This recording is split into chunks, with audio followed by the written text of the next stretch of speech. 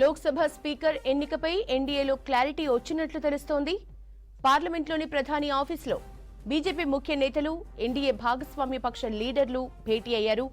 ఉదయం 11:30 NDA speaker అభ్యర్థి nomination వేయనున్నారు. ఈ కార్యక్రమానికి ప్రధాని మోదీతో పాటు కేంద్ర మంత్రులు అటెండ్ కానున్నారు. అయితే స్పీకర్ అభ్యర్థి పేరును ఇంకా అధికారికంగా ప్రకటించలేదు.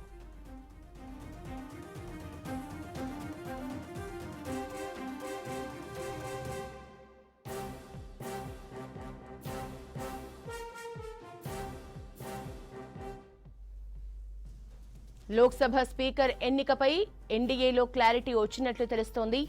పార్లమెంట్లోని ప్రధాని ఆఫీసులో బీజేపీ ముఖ్య నేతలు, ఎన్డీఏ భాగస్వామ్య పక్ష లీడర్లు భేటీ అయ్యారు. ఉదయం 11:30 ఎన్డీఏ స్పీకర్ అభ్యర్థి నామినేషన్ వేయనున్నారు. ఈ కార్యక్రమానికి ప్రధాని మోదీతో పాటు కేంద్ర మంత్రులు అటెండ్ కానున్నారు. స్పీకర్ అభ్యర్థి పేరును ఇంకా అధికారికంగా ప్రకటించలేదు.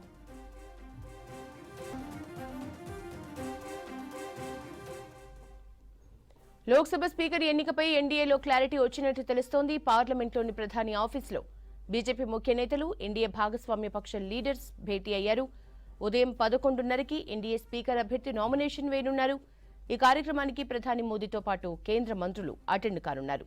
అయితే స్పీకర్ అభ్యర్థి పేరును ఇంకా అధికారికంగా ప్రకటించలేదు.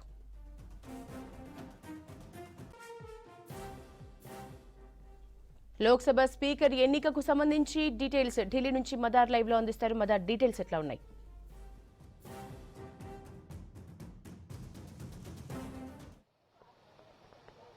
యశోద, మధ్యాహ్నం 12 గంటలతోటి నామినేషన్ సంబంధించిన ప్రక్రియ అనేది కూడా ముగుస్తుంది. ఈలోపే నామినేషన్ ఎవరు వేయబోతున్నారనే దానిపైన బీజేపీ అగ్రనాయకత్వం కసరత్తు అనేది కూడా చేస్తూ ఉంది. ప్రధాని ఆఫీసులో ఈ భేటీ అనేది కూడా నిర్వహిస్తున్నారు.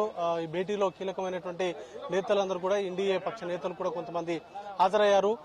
ఇప్పటికే స్పీకర్ ఎన్నికకు సంబంధించి బీజేపీ ఏ నిర్ణయం తీసుకున్నా కూడా దానికి సపోర్ట్ చేస్తామంటూ కూడా ఎన్డీఏ పక్ష నేతలకు సంబంధించి ఇప్పటికే ఒక క్లారిటీ అనేది కూడా ఇచ్చారు. ఈ నేపథ్యంలోనే స్పీకర్ ఎవరు ఉండబోతున్నారనే దానిపైన ఒక ఆసక్తి అయితే నెలకొని ఉంది. అయితే మనకున్నటువంటి సోర్స్ ప్రకారం అయితే ఓం బిర్లాకే తిరిగి స్పీకర్ పదవి కట్టబెట్టే ఆలోచనలో బీజేపీ అగ్రనాయకత్వం ఉన్నట్టుగా తెలుస్తోంది. ఇప్పటికే ఓం బిర్లా ప్రధానితో భేటీ అయ్యారు. మరోవైపు నిన్న ఆయన రాజీనామా కూడా చేశారు.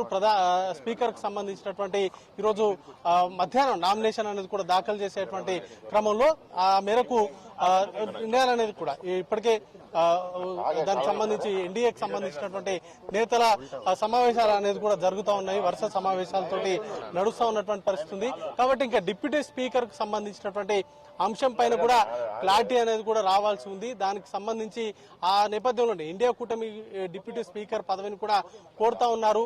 దానికి సంబంధించి ఇప్పటికే రాజ్నాథ్ సింగ్ విపక్ష పార్టీలకు సంబంధించిన నేతలతోటి మంత్రాలు అనేది కూడా జరుపుతా ఉన్నారు.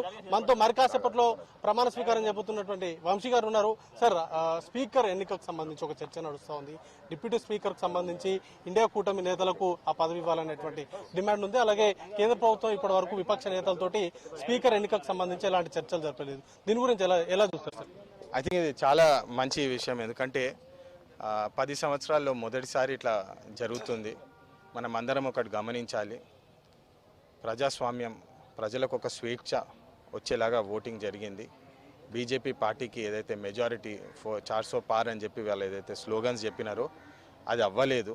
ప్రజలు డెమోక్రసీని సేవ్ చేద్దామని చెప్పి ఏదైతే 240 సీట్లు ఇచ్చినారో మీరందరూ చూస్తున్నారు.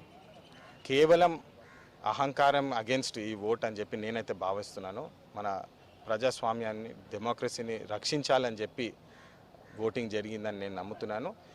ఇది మీరు చూస్తున్నారు. గత 10 సంవత్సరాల్లో బీజేపీ పార్టీ ఎవరిని పట్టించుకోకుండా వాళ్ళకి ఏం దోచిందో అది చేసినారు. వాళ్ళకి ఏం కావాలన్నది చేసినారు. వాళ్ళ అగేన్స్ట్ మాట్లాడిన వాళ్ళ మీద దాడులు చేసినారు. మీరందరూ గమనిస్తున్నారు.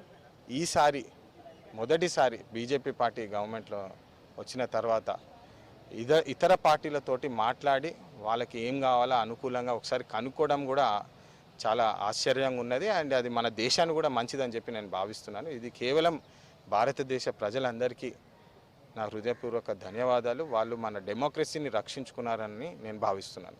స్పీకర్ ఎన్నికకు సంబంధించి ఎందుకంటే చాలా క్రూషియల్ రోల్ అనేది కూడా ఉంటుంది. డిప్యూటీ స్పీకర్కి సంబంధించి కూడా ఇండియా కూటమి నేతలు పట్టుబడుతూ ఉన్నారు. దానికి సంబంధించి ఇప్పటికే ప్రోటెం స్పీకర్ ఎన్నిక విషయంలో కూడా గతంలో వస్తున్నటువంటి సాంప్రదాయాలు పాటించలేదు. ఇప్పుడైనా ఆ సాంప్రదాయాలు పాటిస్తాయి అనుకుంటున్నారు సార్? ఖచ్చితంగా అండి. ఎందుకంటే మీరు చూస్తున్నారు, ఇప్పుడు బీజేపీ ప్రభుత్వం కాదు, ఇది ఎన్డీఏ ప్రభుత్వము. ఇది అందరికీ స్పష్టంగా తెలిసేటట్టు మా ఇండియా కూటమి కూడా ప్రయత్నిస్తుంది. నిన్న కూడా మేము మొదటి రోజు పార్లమెంట్లో మేము కాన్స్టిట్యూషన్ పట్టుకొని సేవ్ డెమోక్రసీ అని చెప్పి బీజేపీ వాళ్ళకి స్లోగన్స్ కూడా ఇవ్వడం జరిగింది. ఇదంతా ఎందుకు చేస్తున్నామంటే గత 10 సంవత్సరాలు ఎట్లయితే అహంకారంగా వాళ్ళు మేమే రాజులం మేమే మంత్రులం అని ఎట్లయితే భావించినారో ఈసారి ఈ ప్రభుత్వం అట్లా ఉండకూడదు అని చెప్పి మన డెమోక్రసీని రక్షించుకోవాలి, మంచిగా జరగాలని చెప్పి ప్రయత్నిస్తున్నాము. అందుకనే ఈసారి కూడా మేము ఖచ్చితంగా మా రైట్స్, మన హక్కులు, ప్రజల హక్కులు, ఇండియా కూటమి హక్కులు ఏదైతే ఉన్నాయో వారిని ముందు పెట్టి హక్కుల ప్రకారము నడిపించాలి మన పార్లమెంట్ అని చెప్పి కోరుతున్నాము. సార్, గత సెషన్స్ టూ టర్మ్స్ కూడా ఏకపక్షంగా జరిగింది, ఏకపక్ష విధానాలతోటే ముందుకెళ్ళింది. బట్ ఈసారి కొంత డిఫరెంట్ సినారియో ఉండబోతుంది. రానున్నటువంటి రోజుల్లో పార్లమెంట్ సమావేశాలు ఎట్లా జరగబోతున్నాయి అనుకుంటున్నారు? నేనైతే చాలా ఎక్సైటెడ్ ఉన్నానండి. ఇది నా మొదటిసారి. మీ అందరికీ తెలుసు, కాకా వెంకటస్వామి గారు కాంగ్రెస్ పార్టీ నుంచి 70 సంవత్సరాలుగా ఎంపీగా చేసినారు, మంత్రులుగా చేశారు. తర్వాత వివేక్ గారు కూడా ఎంపీగా అయ్యారు. ఈసారి ప్రజలు నాకు అవకాశం ఇచ్చినారు. తప్పకుండా మంచి చేద్దాము, మన తెలంగాణ ప్రజలకు, పెద్దపల్లి ప్రజలకు మంచి చేద్దామని చెప్పి ఏదైతే అవకాశం వచ్చిందో ఖచ్చితంగా కష్టపడి కృషి చేసి పనిచేసేటట్టు మా ఉద్దేశం ఉంది. ఖచ్చితంగా చేసి తీరుతామని చెప్పి ఈ సందర్భంగా చెప్తున్నాము. అదేవిధంగా ఈసారి ఎన్డీఏ వచ్చింది కాబట్టి ఖచ్చితంగా ఈసారి చాలామంది నిన్న కూడా మాట్లాడుకుంటుండే, గత 10 సంవత్సరాల్లో డిస్కషన్ జరిగింది ఈరోజు మొదటిసారి పార్లమెంట్లో జరుగుతుంది 10 సంవత్సరాల తర్వాత అని చెప్పి చాలామంది మాట్లాడుకుంటున్నారు. నేను కూడా ఇది ఒక చాలా మంచి అవకాశంగా భావిస్తున్నాను. ఖచ్చితంగా ప్రజల వాయిస్ ఏదైతే ఉందో ఆ వాయిస్ దేశవ్యాప్తంగా వినిపించేటట్టు ప్రయత్నించి పోరాడి మంచి జరిగేటట్టు చూస్తామని చెప్పి భావిస్తున్నాను. Thank you. ఇది ఓవరాల్గా చూస్తే స్పీకర్కి సంబంధించినటువంటి ఎంపికకు సంబంధించి ప్రస్తుతానికైతే ప్రధాని ఛాంబర్లో ఒక సమావేశం అయితే జరుగుతోంది.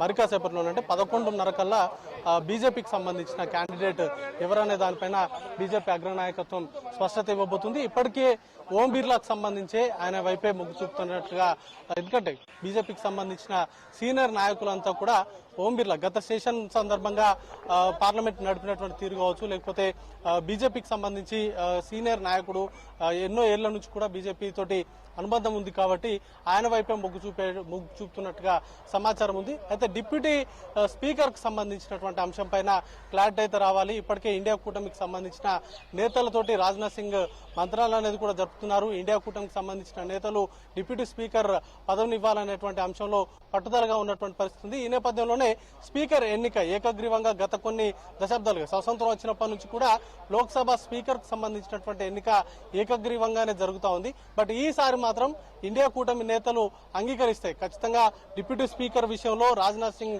వారికి ఇచ్చేటువంటి హామీ విషయంలో కావచ్చు, దాని విషయంలోనే ఆధారపడి ఉంటుంది. ఇప్పటికే ఇండియా కూటమి నేతలు కూడా ఒకటే చెప్తున్నారు, స్పీకర్ సంబంధించినటువంటి ఎంపికకు సంబంధించి ఇప్పటి వరకు ప్రభుత్వం నుంచి ఎవరు కూడా తమతో చర్చలు జరపలేదు. డిప్యూటీ స్పీకర్ విషయంలో తామంతా ఇప్పటికే ఒక నిర్ణయం అనేది కూడా తీసుకున్నాము. దాన్ని ప్రభుత్వం ముందు ఎవరైనా చర్చలకంటూ వస్తే దాన్ని ప్రభుత్వం ముందు పెట్టి దిశగానే తమ ప్రయత్నాలు అనేది కూడా ఉంటాయి అనేటువంటి అంశాన్ని చెప్తున్నారు.